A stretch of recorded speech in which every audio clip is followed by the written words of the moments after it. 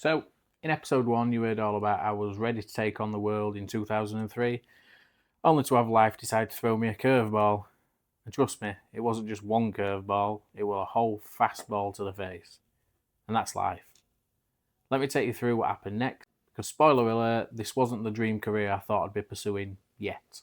Alright, quick one before we jump in. If uni's on the radar, but the whole application process feels like a headache, I've got something that'll help you. I put together a free university application starter guide that breaks everything down into easy steps, entry requirements, UCAS points, picking the right course, all the stuff that actually matters. Grab it for free now, links in the description, and don't go anywhere because later in this episode I'll tell you how you can get my full step-by-step guide to smash the application when you're ready. Alright, let's rewind to 2003. I had big plans, I was ready to travel the world, maybe backpack through Europe, learn how not to get lost in a foreign country, and hopefully make some lifelong memories. Maybe do a little bit of academic work on the side, or maybe not. But then, boom, life said, nope, you're not getting away that easy. Cue, enter stage left, a relationship and baby on the way. And honestly, when you're 18, the world just turned upside down in the best way possible, and that's when your priorities change. Suddenly, it wasn't about me anymore, it was about my kid. My life, well, just got a whole lot less about what I wanted to do, and a lot more to do with working, paying rent, paying for nappies, figuring out how to juggle all the grown-up stuff that comes with parenthood. I mean, in the blink of an eye, I went from what am I doing with my life to how do I provide for this tiny human that's now going to depend on me. So I did what any new parent would do. I went to work.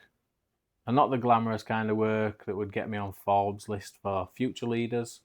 No, I was working every job under the sun just to keep the lights on and make sure there were enough formula bottles in the cupboard. At the time, it felt like I was stuck. Like I'd hit pause on my dreams and the world was telling me, well, you had your shot, but it's over now.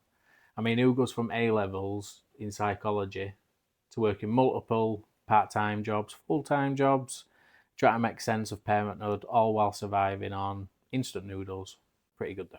The dream, totally on hold. But the reality, well, I was just too busy paying rent to even think about it.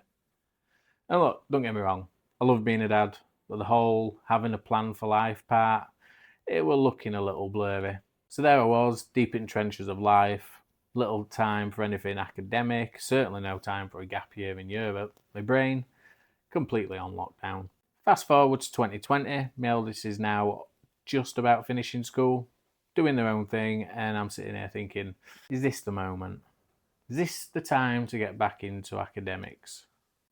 And just when I thought the door had been slammed shut, it opened a crack. That's when I realised, hey, it's not too late. I've got life experience. Maybe that counts for something. The whole psychology thing from 2003 started to come back, but plot twist, didn't just want to do psychology anymore. No. I wanted to dive into mental health nursing because, well, turns out the human mind, it's still what makes me tick. But I also want to help people who are really struggling. I want to be part of the solution, not just the analysis. And that right there, folks, that were a game changer. And I had to pause for a moment. I mean, who goes from years of working random jobs going back to school in the 30s? Not just any school, but university. I needed to pick up where I left off, but with a mental health twist. So I started to look into what could take to get back to university. And then I realised, the qualifications from 2003, basically useless. I was going to need to rework my entire academic foundation before I could even think about applying for a degree. So what's a guy to do? I enrolled on an access to healthcare diploma. Yep, you heard that right. I had to start from scratch. But no worries. Learned some important lessons along the way. I got to work. And spoiler alert, yes, I completed the diploma while navigating a global pandemic and survived somehow. Then all of a sudden, my dream were back on track. And just like that, I were applying for a Bachelor's of Science in Mental Health Nursing. Wait, did I just say that out loud? Yeah, I did. So now that we've established that life is unpredictable and full of plot twists, my question to you is, what are your dreams? Are you like me? Are you thinking, maybe time's now? If that's you, stick around. In the next episode, I'll dive into the Access Healthcare Diploma, how it worked. To be honest, it wasn't all smooth sailing, but hey, nothing worthwhile ever is. Look, if there's one thing that I wish I had when I was applying to uni, it's a proper guide that actually explains everything step by step without all the stress. The ultimate guide to applying to university in the UK is designed to make the whole UCAS process way easier. Whether you're a school leaver, mature student, or just try to figure out what the heck you're supposed to do next. Inside you'll find a full breakdown of every stage in the UCAS application. How to write a strong personal statement with real examples, alternative qualifications, mature student advice, and funding options. Also a checklist so you can track your progress without panicking. Download it now and take the stress out of applying. Links in the description. Remember, this is your journey too, and if I can do it, you most definitely can do it. Hit the like button if you're feeling inspired, ready to start your own journey, subscribe, and don't miss the next episode. Well, another chapter of the journey complete.